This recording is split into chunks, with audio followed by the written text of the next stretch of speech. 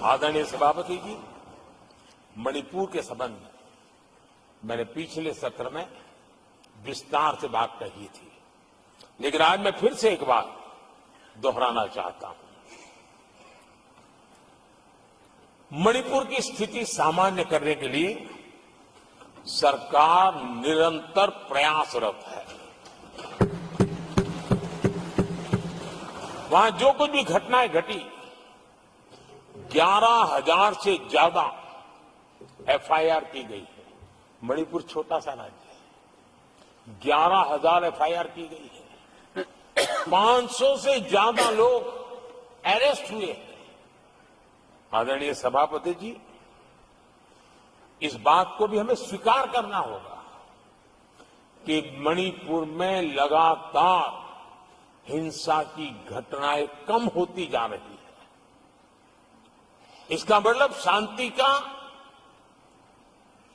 आशा रखना, शांति पे भरोसा करना संभव हो रहा है। आज मणिपुर के अधिकांश हिस्सों में आम दिनों की तरह स्कूल चल रहे हैं, कॉलेज चल रहे हैं, दफ्तर और दूसरे संस्थान खुले हैं। आदरणीय सभापति जी, मणिपुर में भी जैसे देश के अन्य भागों में परीक्षाएं हुई, वहां भी परीक्षाएं हुई है और बच्चों का अपनी विकास यात्रा जारी रखी है।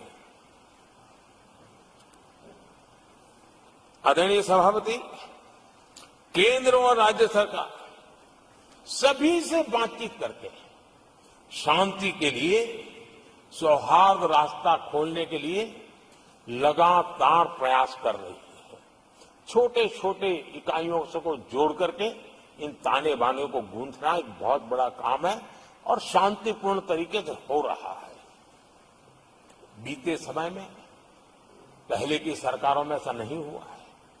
गृह मंत्री स्वयं कई दिनों तक वहां रहे, गृह राज्य मंत्री हफ्तों तक वहां रहे और बार बार वहां जाकर के संबंधित लोगों को जोड़ने का प्रयास करते रहे।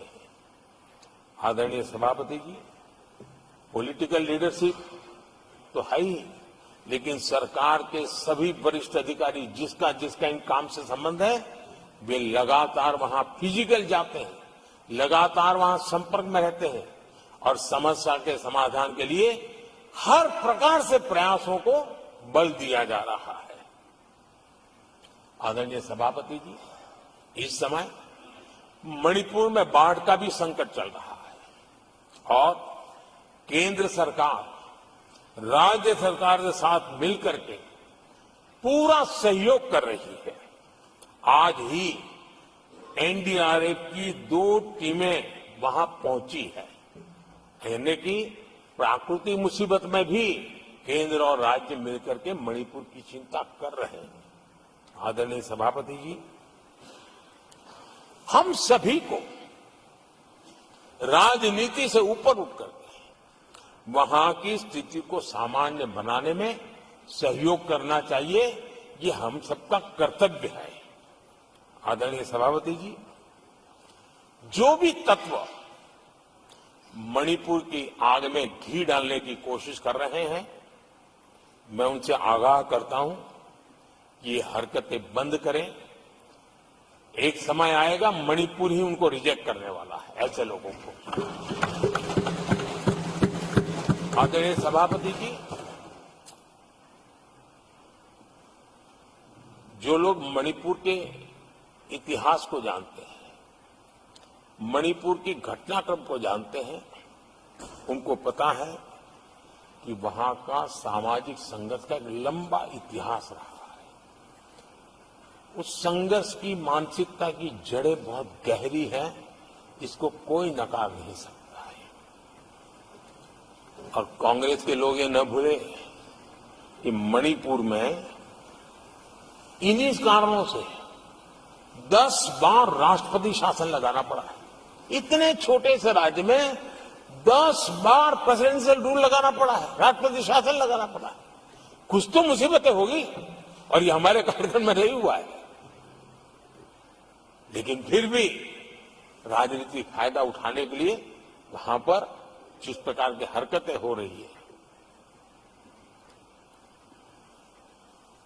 और राष्ट्रपति जी, आदरणीय सभापति जी, मैं इस सदन में देशवासियों को मैं बताना चाहता हूं, 1993 में मणिपुर में ऐसे ही घटनाओं का क्रम चला था और इतना तीव्र चला था, इतना व्यापक चला था, वो 5 साल लगातार चला था। तो ये सारा इतिहास समझ करके हमें बहुत समझदारी के पूर्वक स्थितियों को ठीक करने के लिए प्रयास करना है। जो भी इसमें सहयोग देना चाहते हैं, हर एक का सहयोग भी हम लेना चाहते हैं, लेकिन हम सामान्य स्थिति को बरकरार रखने में, शांति लाने में भरपूर प्रयास कर रहे हैं। आदरणीय सभापति जी, ये मेरा सौभाग्य रहा है कि मैं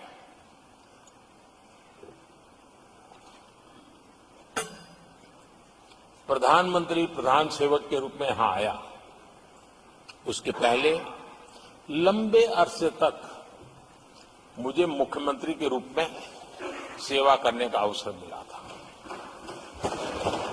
और इसके कारण मैं अनुभव से सीखा हूं कि फेडरलिज्म का महात्म्य क्या होता है, और उसी में से कोऑपरेटिव फेडरलिज्म और उसी में से कॉम्पिटिटिव कोऑपरेटिव फेडरलिज्म, इन विचारों को मैं बल देता आया हूं। और इसीलिए जब G20 समिट हुई तो हम दिल्ली में कर सकते थे, हम दिल्ली में बहुत बड़ा तामझाम के साथ मोदी की वाहवाही कर सकते थे, लेकिन हमने ऐसा नहीं किया। हमने हर देश के हर राज्य के अंदर अलग अलग कोने में G20 की महत्वपूर्ण कार्यक्रम किए। उस राज्य को ज्यादा से ज्यादा वैश्विक प्रतिष्ठा मिले, इसके लिए प्रयास किया गया। उस राज्य का ब्रांडिंग हो, विश्व उस राज्य को जाने पहचाने, उसके सामर्थ्य को जाने और उसकी विकास यात्रा के लिए खुद भी अपना नसीब आजमाए, इस दिशा में हमने काम किया है। क्योंकि हम जानते हैं कि फेडरलिज्म के और रूप होते हैं। आदरणीय सभापति जी, जब कोविड के खिलाफ हम लड़ाई लड़ते थे, जितनी बार मुख्यमंत्रियों के साथ संवाद हुआ है, शायद हिंदुस्तान की आजादी के इतिहास में इतने कम समय में इतनी बार नहीं हुआ है, हमने किया। आदरणीय सभापति जी, ये सदन एक प्रकार से राज्यों से जुड़ा हुआ सदन है और इसलिए राज्यों के विकास के कुछ फोकस एरिया, उसकी चर्चा इस सदन में करना मैं उचित मानता हूं और मैं कुछ आग्रह भी साझा करना चाहता हूं। आज हम एक ऐसी स्थिति में हैं जहां हम अगली क्रांति का नेतृत्व कर रहे हैं।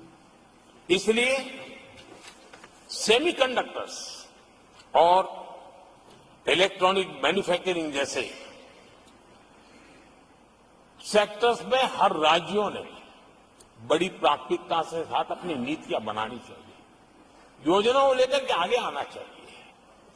और मैं चाहता हूं कि राज्यों के बीच विकास की स्पर्धा हो, निवेश आकर्षण करने वाली नीतियों में स्पर्धा हो, और वो भी गुड गवर्नेंस के माध्यम से हो, स्पष्ट नीतियों के माध्यम से हो। मैं पक्का मानता हूं कि आज जब विश्व भारत के दरवाजे पर दस्तक दे रहा है, तब हर राज्य के लिए अवसर है। और जब ये राज्यों से जुड़ा हुआ सदन है, तो मैं आग्रह करूंगा राज्यों से कि आप आगे आइए और विकास की यात्रा में आप भी इसका फायदा उठाइए। रोजगार सृजन में इस राज्यों के बीच स्पर्धा क्यों न होनी चाहिए। फलाने राज्य की उस नीति के कारण उस राज्य में नौजवानों को इतना रोजगार मिला, तो दूसरा राज्य कहा है तुम्हारी नीति में मैंने +1 कर दिया तो मुझे ये फायदा मिला। रोजगार के लिए राज्यों के बीच में स्पर्धा क्यों नहीं होनी चाहिए। मैं समझता हूं कि ये देश के नौजवानों के भाग्यों को बदलने में बहुत काम आएगा। आज नॉर्थ ईस्ट में, असम में सेमीकंडक्टर पर तेज गति से काम चल रहा है और इससे असम, नॉर्थ ईस्ट, वहां के नौजवानों को बहुत ही फायदा होने वाला है और साथ साथ देश को भी फायदा होने वाला है। और नॉर्थ ईस्ट की धरती, क्योंकि एक राज्य सरकार जब एग्रेसिवली नीतियों को लेकर के आती है तो उसका आदरणीय सभापति जी,